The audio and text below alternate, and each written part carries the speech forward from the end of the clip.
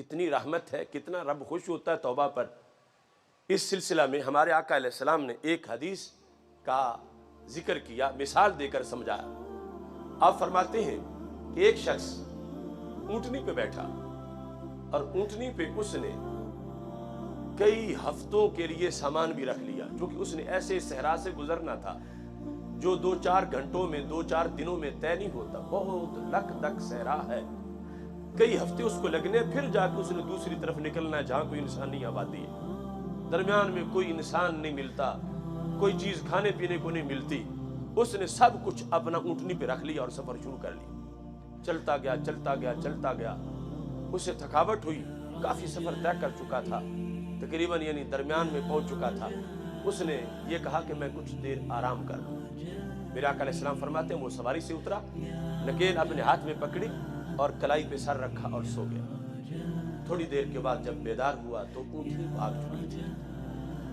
اب اس پر زمین تنگ ہو گئی کہ دوڑ کے تو میں جا نہیں سکتا اور اونٹنی پر ہی جانا تھا، اب اونٹنی نہیں ہے تو میں کیسے جاؤں گا؟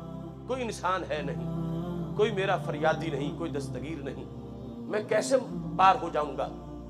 وہ اس گھبراہٹ میں دوڑا کہ کہیں شاید قریب اونٹنی کھڑی ہو، دائیں بائیں ہر طرف دوڑا، بدن میں جو انرجی تھی سب ختم ہو گئی، بھوک بھی لگ گئی، پیاس بھی لگ گئی، دوڑنا چلنا مشکل ہو گیا، ڈھونڈ ڈھونڈ کی اونٹنی، پیاس کی وجہ سے نڈھال ہو رہا تھا، اونٹنی مل نہیں رہی تھی۔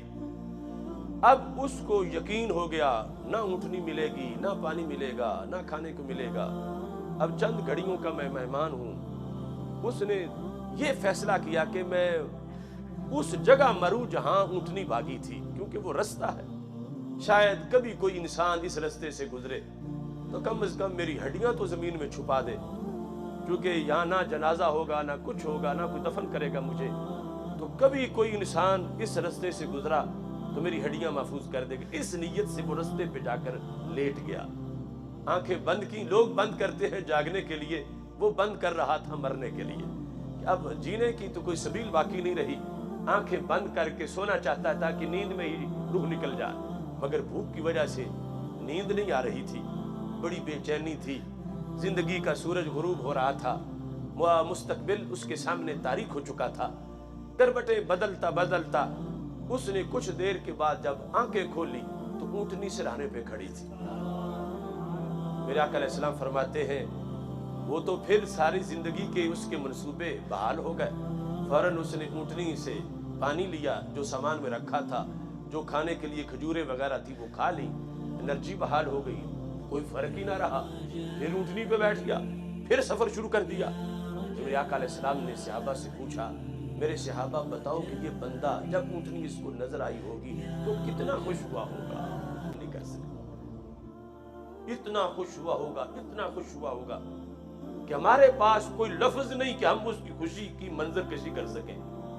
تو میرے آقا علیہ السلام نے اس موقع پر یہ الفاظ بولے، توجہ سے سننا، فرمایا للہ افرح بتوبۃ العبد من ھذا براحلتہ، فرمایا اس بندے کو اونٹنی ملنے پر اتنی خوشی نہیں ہوگی جتنی مولا کو بندے کی توبہ پہ خوشی ہوتی ہے۔